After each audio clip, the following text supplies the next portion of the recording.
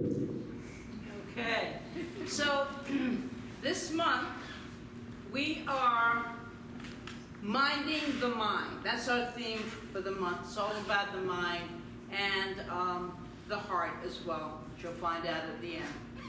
Because the real estate between our ears is very, very important real estate. And I shared a quote a few weeks ago from Charles Fillmore's Atom Smashing Power of the Mind that I'm going to repeat now. It bears repeating, so here we go. To be ignorant of mind and its laws. Now, when we talk about mind, we're talking about the infinite mind, okay? We're not just talking about these little minds. Well, they're not little. Actually, they're outside of our brain. But anyway, we're talking about the infinite mind. So, let's start again.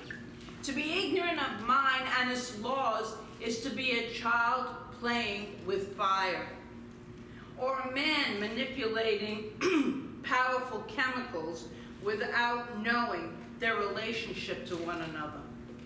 This is universally true, he wrote, and all who are not learning about mind are in danger because all are dealing with the great cause from which springs forth all the conditions that appear in the lives of men and women.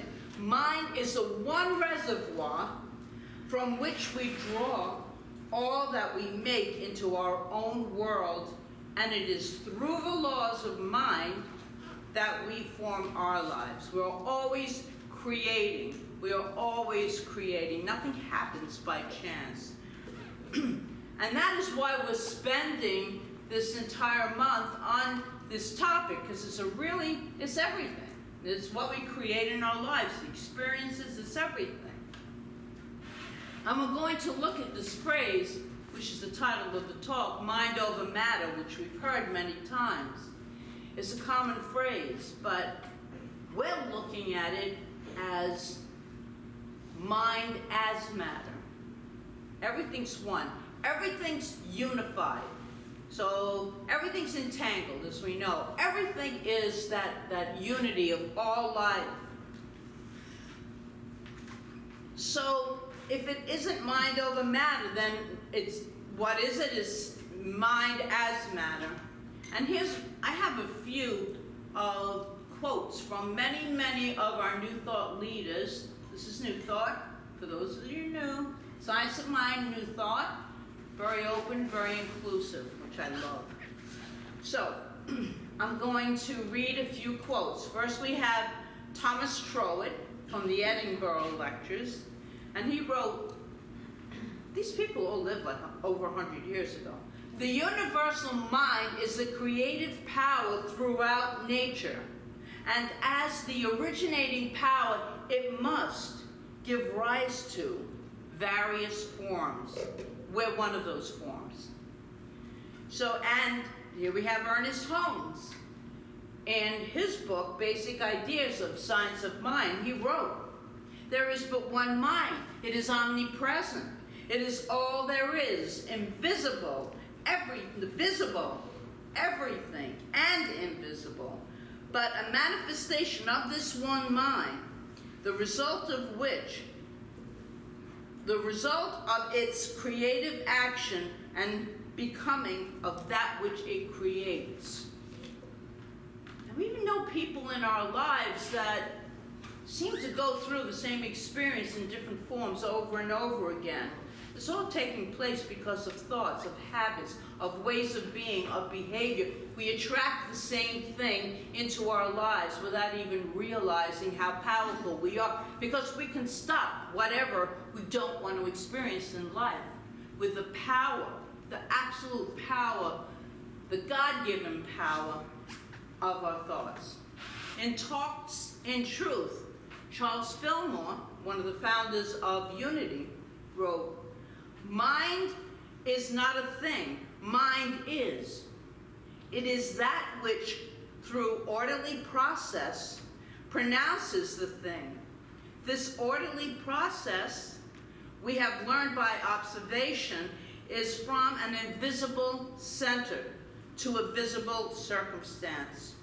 So if anywhere So if anywhere in the universe you behold a form, you may know that within that form, there is a potential center from which springs all of its qualities.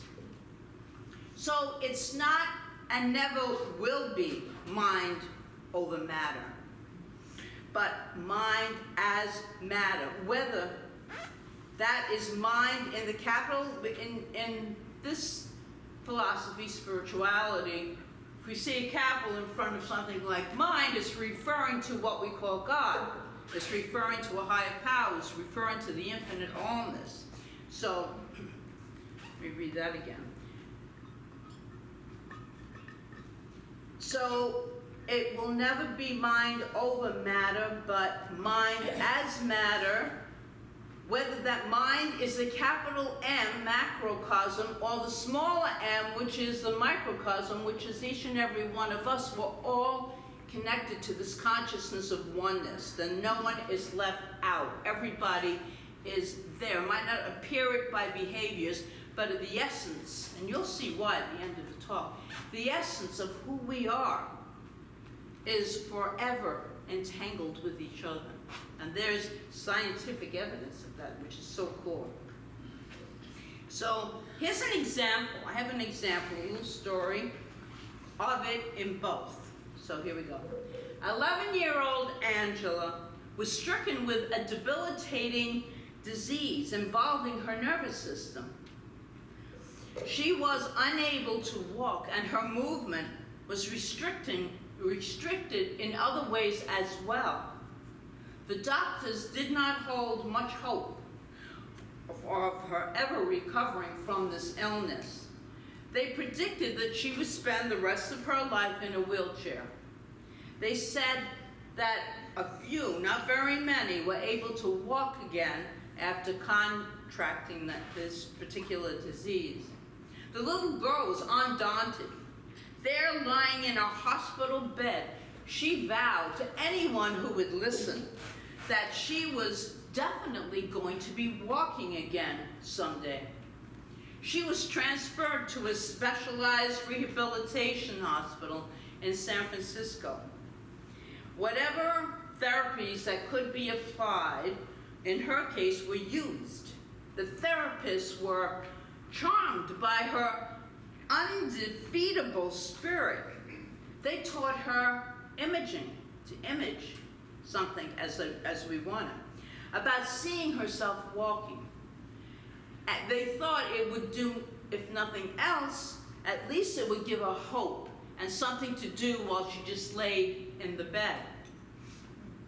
Angela would work as hard as possible in her physical therapy, in the whirlpools, in the exercise sessions, but she worked just as hard lying in her bed, faithfully doing her imaging, visualizing herself moving. And then one day, as she was putting every ounce of energy into imaging her legs moving again, a miracle happened. And it wasn't just her moving. The room was moving, the bed was moving, the furniture was moving, people were screaming and running around as things were breaking. And she started screaming, look what I can do. Look what I can move, I moved. Now it seems at that very moment, everything else in the room was moving as well. And people were, as I said, running and screaming for cover. It was an earthquake, of course, it's in San Francisco. But don't tell that to Angela. She was convinced that she did it. And only a few years after that incident, she's back at school and she was walking on her two legs again. Because anyone, she believed this, anyone that could shake the earth between San Francisco and Oakland can certainly conquer a silly little disease. Now that's a true story, that's in Chicken Soup for the Souls, and that's a true story. By focusing on the very thing she wanted, you know that what we resist persists, but what we focus on also manifests.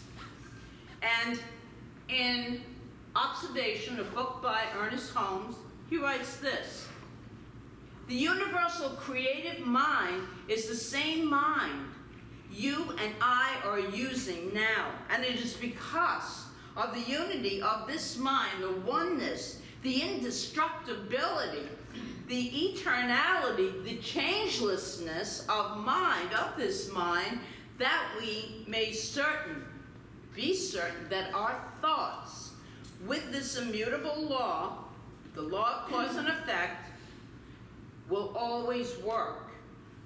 Therefore, it follows that if we set up a vibrational point at the center of our own thought, receptive to that which is good, capital G, good, to that attracting that condition into our own environment. So the law of cause and effect, we're always creating. And that is exactly what Angela did. That's amazing what she did, and we can do the same things. I know I've done it in my life, and a few of you have done it in their lives when it looked like, now it's wheelchair time. It's like, no way. We're going to work on this. We're going to get this body moving, because this body is controlled by this mind, and this heart is controlling you. And that's for everyone. We are that powerful, and by the end of this talk, you're going to see why. Thoughts are things. They don't become things. They are things. And Holmes tells us in one of the shortest yet most powerful lines in his Science of Mind book, trained thought is more powerful than untrained thought. So we want to train our minds to manifest what we actually want to experience in life. And we can do that. We are powerful beings. Holmes tells us that. And he actually says it 3 times in that one chapter. So, how do you train your body to be more powerful? We all focus on our body, training our body, right? So, few ideas are, you give it proper fuel, nutrition, right? Repetition, can't go just once. Use visible progress to motivate you to keep going. Get a personal trainer. So how does that translate into training the mind to be more powerful, to be the strongest it can be? Well, here is the food for that. Because as we train our body, we have to train our thinking, our thoughts, our minds. So nutrition/fuel. Fuel your mind with only what you want. Stand guard to the portal of your mind, Emerson tells us, which is so important. Be aware of what you're thinking. Make this a constant practice. Constant. And then we must come to believe at the very center of our lives, there is a wholeness, a complete wholeness when nothing is missing. And we should think of the mind as a door through which it enters. Therefore, we should be very careful and guard ourselves about what we are focusing on. Repetition. Do your spiritual reading, your meditation, your heart-centered breathing. Take classes, come to this community or any community and be a part of something that you really enjoy being around the energy of those people. It's so supporting of you. It truly is. So repetition builds strength of thought. Watch and get motivated by the results, by the attention, by the coincidences, which we really know as synchronicities. No such thing as a coincidence, right? And be fueled and inspired by all of them. Get a trainer, and we know that we got plenty of trainers here. We have spiritual mind practitioners. Their names and numbers are on the program, and they do spiritual counseling with you. I have a practitioner. I think everyone should have a practitioner. There are times in life where we really need to have that guidance, that spiritual training. And there are times in life where everything's good, and then I love to give prayers. It's such a powerful, you do affirmative prayer that's so powerful. Mine is always at work, always creating, always forming itself into matter. Whether it's creating through our lives, that which we desire depends on how we are using our mind, how we have trained our mind, what have we been focusing on in life, because that's what we're going to experience. Einstein once said this: everything is energy, and that is all there is to it. Match the frequency of the reality you want, and you can't help but get that reality. It can be no other way. This is not a philosophy, he said, it's physics. So,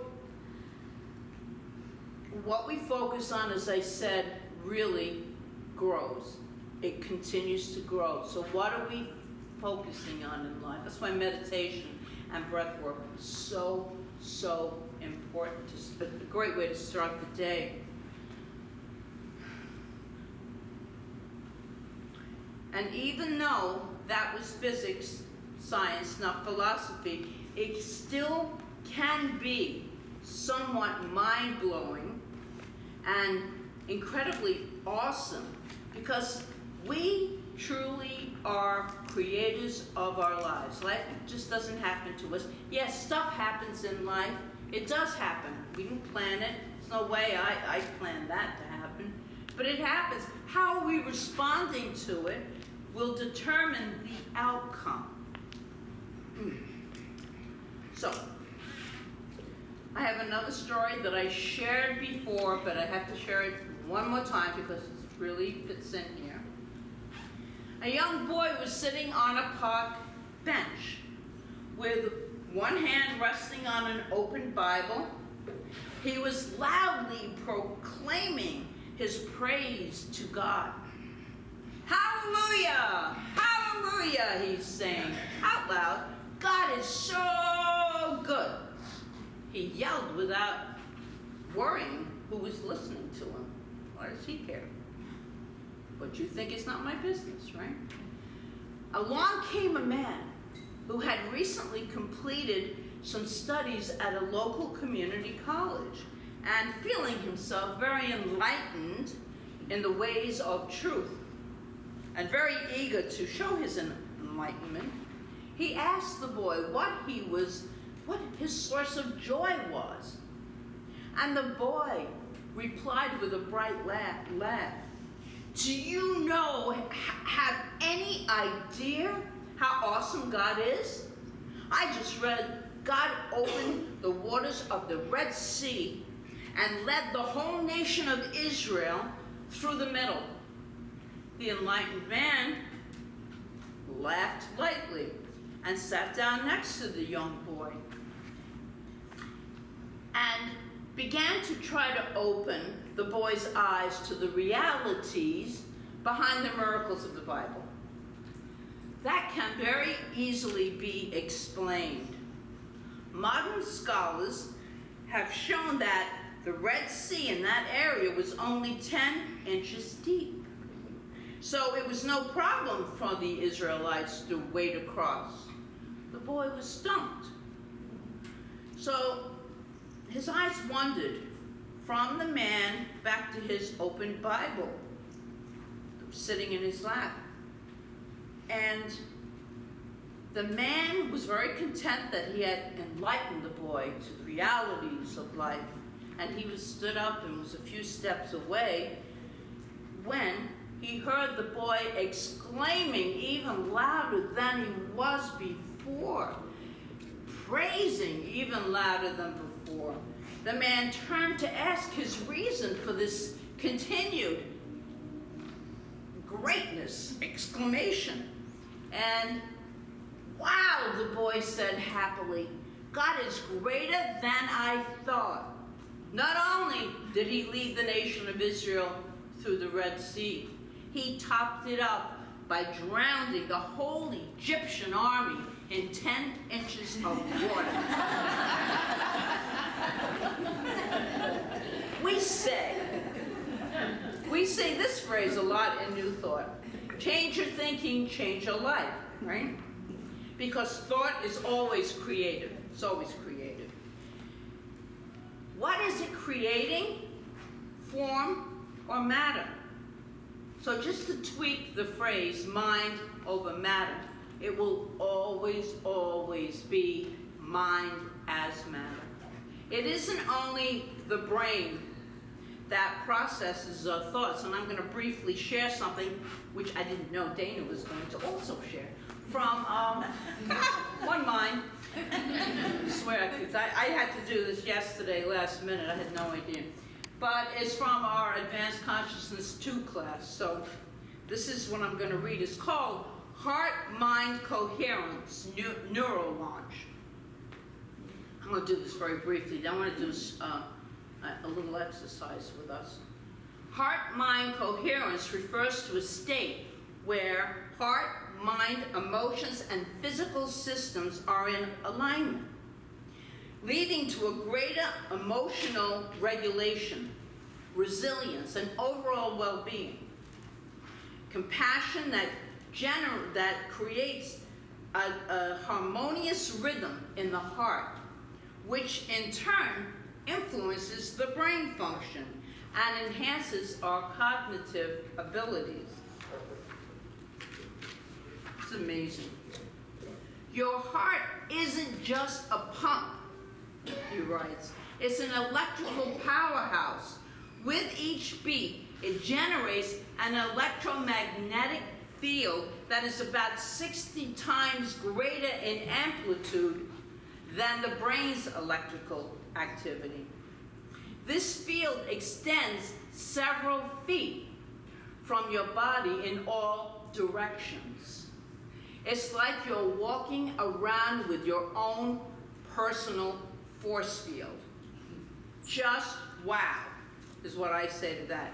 And you know, we say we're all one, although it doesn't look that way when you look at the papers or to hear the news on the TV, which is, okay, circumstances, they're there, we know they're there, but we can create through our own consciousness. And if my heart electromagnetic field is 7 feet wide in all directions, so too is each and every person's. So therefore, we are connected, because you can't separate that force field. It's going to be connected to everyone else's force field. It's the way it works, and science is finally catching up to this. They're really catching up to this in a big way. So I'd like to do a little heart-centered breathing right now with you to close this, because I've been doing this like for a couple of weeks, and it's really, really been centering to me. And we're going to do it here, in a couple of minutes, if that. So at home, I would encourage you to do this, especially if you meditate, before you meditate, or if you don't meditate, you can do it any time of the day. But it really, really gets you centered and connected with the heart-brain coherence that we've been talking about. So I'm going to ask you to close your eyes, and put one hand on your heart, and I want you to take a really deep breath through the heart. Feel just the heart.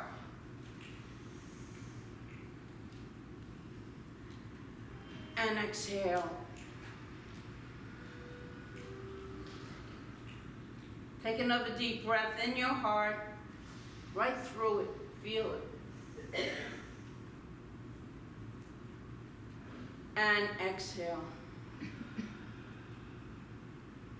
Now put your other hand on your forehead and continue that heart breathing.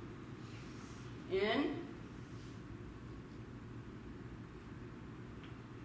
and exhale. In and exhale. Now imagine, you can open your eyes. Imagine doing this for 10 minutes or longer every day, or during the day when something happens that you need to make a decision about. So I really do encourage you to do this at home. It's an amazing way to make really clear decisions that are not based out of emotion. Because if you're like me, I respond with a full powerhouse of emotion, which isn't always cool. Sometimes it is, but not always. So I've been practicing this, and what it's done is bring me to a calmer, more peaceful center and way of living life. So I encourage all of us to do this, because we are the peace. We are the light showers. We are the light of God expressing in this world. And so we need to do it with peace. And so it is. So it